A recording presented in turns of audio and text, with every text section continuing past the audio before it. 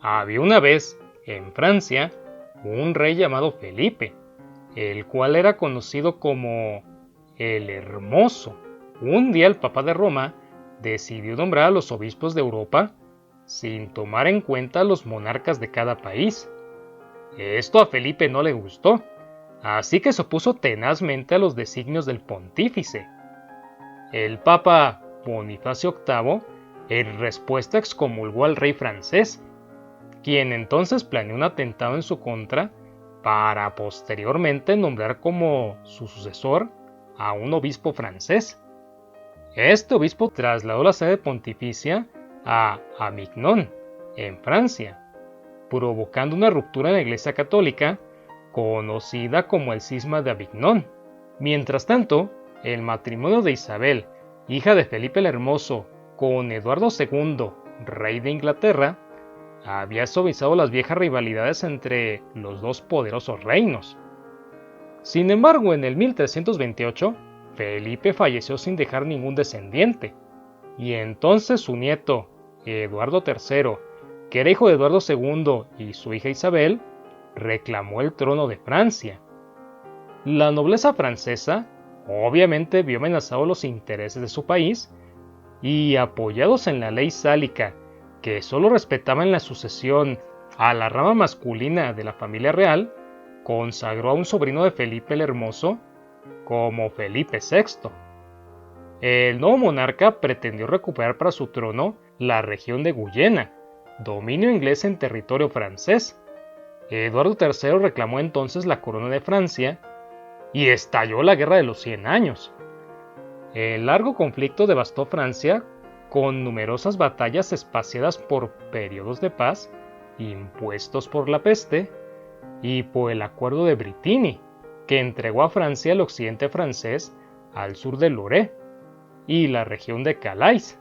También las disputas intestinas impusieron pausas en la interminable guerra, como la suscitada entre los Plantagenet y los Lancaster en Inglaterra, o complicaron el conflicto, como la de los borgoñoneses y los Armagnac en Francia. En la batalla de Azincourt, Enrique V, que tuvo como aliados a los borgoñoneses, tomó como prisionero a Carlos VI, que en aquel entonces era el rey de Francia. Este, en el Tratado de Troyes, desheredó a su hijo y designó sucesor al rey de Inglaterra, a quien dio a su hija como esposa. En 1422, al morir Carlos VI, los franceses reafirmaron su división. Los borgoñoneses apoyaban a Enrique V, nuevo rey de Inglaterra, para el trono francés, y los Armagnac al desheredado hijo de Carlos, quien era conocido como el Delfín. La guerra se reanudó y los ingleses avanzaron hasta sitiar Orleans. Fue entonces cuando hizo su aparición una muchacha humilde que cambiaría el curso de la historia, Juana de Arco. La inconmovible fe de Juana en el campo de batalla contagió a varios hombres de armas. La muchacha entonces fue llevada a entrevistarse con el Delfín, quien decidió proporcionarle 5,000 soldados para socorrer Orleans. En 1429 se dice que, empuñando la espada que Carlos Martel usara 700 años antes contra los musulmanes, la doncella de Orleans liberó la ciudad, iniciando la reconquista de Francia. Reims fue otra de sus victorias, luego de la cual el Delfín fue coronado como Carlos VII de Francia. Esto en la catedral gótica de la ciudad. No obstante, intrigas cortesanas conspiraron contra Juana de Arco, que cayó prisionera de los borgoñoneses en una batalla. Los ingleses la sometieron a un tribunal de la Inquisición y fue coronada a morir en la hoguera por hereje, en tanto que el rey de Francia no hizo nada para rescatarla. A mediados del siglo XV, casi toda Francia había sido reconquistada. Terminado el largo conflicto en 1453, los dos reinos, aunque debilitados, constituían poderosas soberanías de la época. Si bien subsistieron algunos problemas con la nobleza, ambas monarquías robustecieron su autoridad en los años siguientes. La Guerra de los 100 Años había tenido su apéndice en los conflictos sucesorios que, a la muerte de Alfonso X el Sabio, conmovieron a Castilla, el más extenso reino de la península ibérica.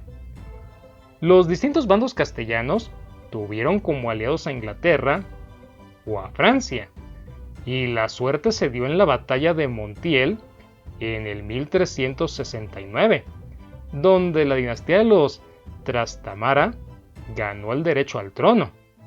Dichas guerras civiles interrumpieron la reconquista cristiana de la península, donde los moros controlaban todavía la región de Granada. La expulsión de los musulmanes se reanudaría años después bajo los reyes católicos, cuyo matrimonio en el 1469 había sellado la unión de sus reinos. Cabe destacar que durante parte de la Guerra de los 100 Años, la Iglesia Católica estuvo regida por dos papas, uno instalado en Avignon, apoyado por los obispos locales y sometido al rey de Francia, otro con sede en Roma, sostenido por los obispos italianos. El conflicto se solucionó en el 1415, en el Concilio de Constanza, con el nombramiento de un nuevo y único papa, y donde además se aprobó que el conjunto de los obispos predominara sobre la autoridad pontificia. Esta importante medida, que estuvo a punto de ser ratificada por el Concilio de Basilea en el año 1431, fue derogada más tarde por el Papa Eugenio IV. Si te gusta mi trabajo, por favor, suscríbete, activa las notificaciones y comparte el video con tus amigos. Eso es algo que me ayudaría bastante. Mi nombre es Ajay López y te deseo un día histórico.